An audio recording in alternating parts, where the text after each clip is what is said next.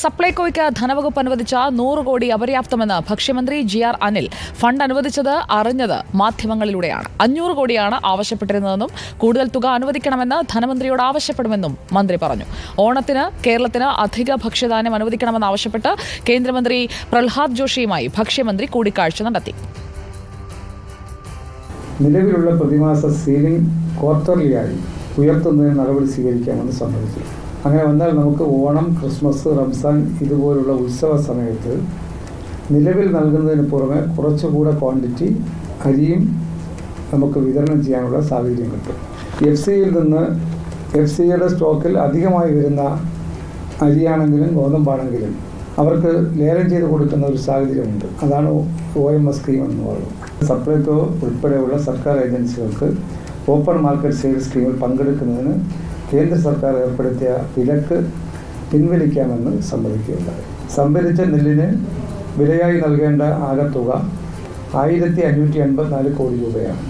നടപ്പ് സംഭരണ വർഷം നാളിതുവരെ 1194 കോടി രൂപ കർഷകർക്ക് നൽകിയിട്ടുണ്ട്.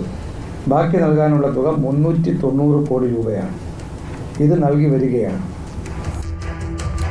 നോബൽ മാരിക്കാരൻ നൽകും കൂടുതൽ വിവരങ്ങൾ.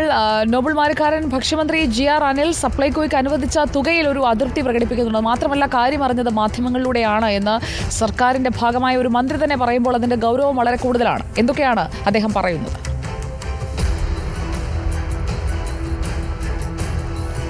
സുജയ, സപ്ലൈകോയ്ക്ക് ഇന്നലെയാണ് 100 കോടി രൂപ സർക്കാർ അനുവദിച്ചത്. ഈ 100 കോടി രൂപയുമായി ബന്ധപ്പെട്ട ചോദ്യങ്ങളോട് അദ്ദേഹം പ്രതികരിച്ചത് അത് അപര്യാപ്തമാണ് എന്നുള്ളതാണ്. കാരണം 500 കോടി രൂപയാണ് സപ്ലൈകോ ഇതുമായി ബന്ധപ്പെട്ടുകൊണ്ട് ധനവകുപ്പിനോട് ആവശ്യപ്പെട്ടിരുന്നത്. പക്ഷേ 100 കോടി രൂപ മാത്രമാണ് ഇപ്പോൾ ലഭിച്ചിരിക്കുന്നത്. നിലവിൽ സപ്ലയർമാർക്ക് അടക്കം തുക കൊടുക്കാനുണ്ട്. അത് ഈ 100 കോടി കൊണ്ട് പര്യാപ്തമാകില്ല എന്നാണ് മന്ത്രി തന്നെ വ്യക്തമാക്കുന്നത്. കൂടുതൽ തുക ആവശ്യമാണ്. ഇതുമായി ബന്ധപ്പെട്ട ചർച്ചകൾ ധനമന്ത്രി കെ.എൻ. ബാലഗോപാലുമായി നടത്തും എന്നും മന്ത്രി വ്യക്തമാക്കിയിട്ടുണ്ട്. ഒപ്പം മാധ്യമങ്ങളിലൂടെയാണ് താൻ ഇക്കാര്യം അറിഞ്ഞത് എന്ന് മന്ത്രി വ്യക്തമാക്കി. നിലവിൽ മന്ത്രി ഉള്ളത് ദില്ലിയിലാണ്. CPI ദേശീയ എക്സിക്യൂട്ടീവിൽ പങ്കെടുക്കാൻ വേണ്ടിയാണ് മന്ത്രി കഴിഞ്ഞ ദിവസം ദില്ലിയിൽ എത്തിയത്.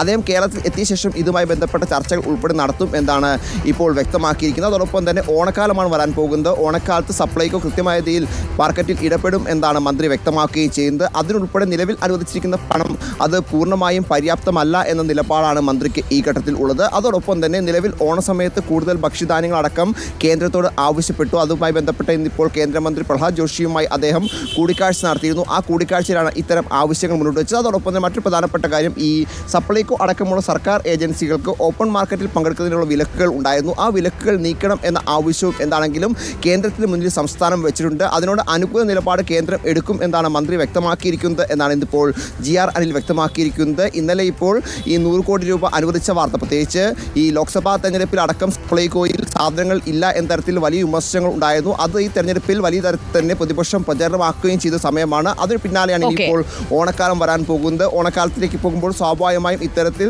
ഈ 100 കോടി രൂപ അപര്യാപ്തമെന്ന് പറയുമ്പോൾ സാധനങ്ങൾ സപ്ലൈകോ ഇല്ലെങ്കിൽ കൂടുതൽ സർക്കാർ തിരിച്ചടിയാകുമെന്ന ബോധ്യം ഉണ്ട് എന്ന് തന്നെയാണ് മന്ത്രിയും വ്യക്തമാക്കുന്നത്. ആ പശ്ചാത്തലത്തിൽ ചർച്ചകൾ ഉദ്യോഗസ്ഥലത്തിൽ ഉൾപ്പെടെ നടത്തിയിട്ടുണ്ട് എന്നും മന്ത്രി ഇന്നിപ്പോൾ വ്യക്തമാക്കിയിട്ടുണ്ട്. സുജയ, ശരി. നോബൽ മാരിക്കാരനാണ് വിവരങ്ങൾ നൽകിയത് ദില്ലിയിൽ നിന്ന്. ദില്ലിയിലാണ് ഭക്ഷ്യമന്ത്രി ജി.ആർ. അനിൽ. കൂടുതൽ സഹായം കേന്ദ്ര മന്ത്രിയോട് ആവശ്യപ്പെട്ടിട്ടുണ്ട്. പ്രഹ്ലാദ് ജോഷിയുമായുള്ള കൂടിക്കാഴ്ചയുടെ വിവരങ്ങളും പങ്കുവയ്ക്കുകയായിരുന്നു ജി.ആർ. അനിൽ.